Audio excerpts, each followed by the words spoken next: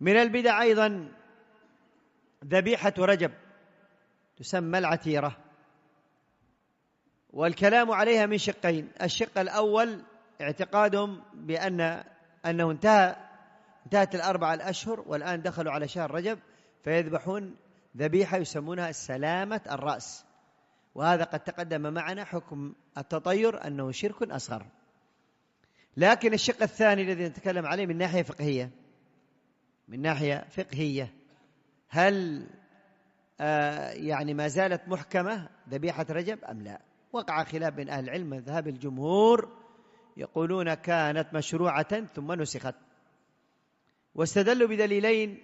استدلوا بحديث أبي هريرة في الصحيحين قال النبي صلى الله عليه وسلم: لا فرع ولا عتيرة. لا فرع، الفرع هو أول النتاج كانوا يجعلونها لطواغيتهم لآلهتهم، ولا عتيرة إلى ذبيحة رجب. دليل الثاني ما جاء في السنن من حديث النبي نبيش الهذلي قال النبي صلى الله عليه وسلم لما سأله رجل قال: يا رسول الله إن كنا نعتر في الجاهلية، يعني نذبح ذبيحة في الجاهلية في رجب. قال النبي عليه الصلاة والسلام: اذبحوا لله عز وجل في أي شهر ما كان، وبروا الله عز وجل وأطعموا.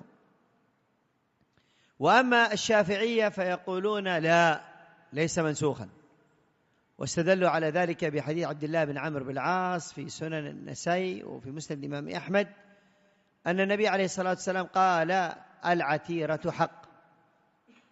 واستدلوا أيضا بحديث مخنف بن سليم في مسند الإمام أحمد وفي غيره قال النبي عليه الصلاة والسلام: أيها الناس، على كل أهل بيت في كل عام أضحى وعتيرة. عتيرة ذبيحة رجب. هذا الحديث ضعيف لا يصح عن النبي صلى الله عليه وسلم، جاء من طريق أبي رملة وهو مجهول. العلماء رجحوا حديث أبي هريرة لا فرع ولا عتيرة وأنه كان مشروعا ثم نسخ من 3 وجوه. الوجه الأول قالوا حديث أبي هريرة في الصحيحين وحديث عبد الله بن عمرو بن العاص إنما هو في النسائي وفي مسند الإمام أحمد، وهذا من ناحية الترجيح ما في الصحيحين أقوى مما في السنن.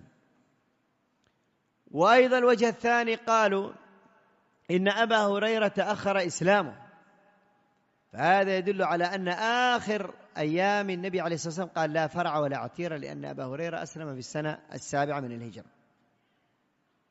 أيضا الوجه الثالث قالوا لو قلنا أن حديث عبد الله بن عمرو بن العاص العتيرة حق نسخت حديث أبي هريرة، فسيكون أولا كان مشروعا ثم نسخ، ثم نسخ الناسخ الثاني، وهذا قال هذا خلاف الظاهر، يعني كان مشروعا ذبيحة رجب ثم جاء ناسخا لذبيحة رجب ثم جاء ناسخ لهذا الناسخ، قالوا هذا خلاف الظاهر. إذن الذبيحة وتخصيص الذبيحة في رجب بدعة وليست بسنة. الشيخ الألباني رحمه الله تعالى ذكر كلاما جميلا وقال بالنسبة الذبيحة في أول النتاج للفرع، قال مشروع إذا جعلته لله وليس للآلهة، جعلته لله وليس للآلهة.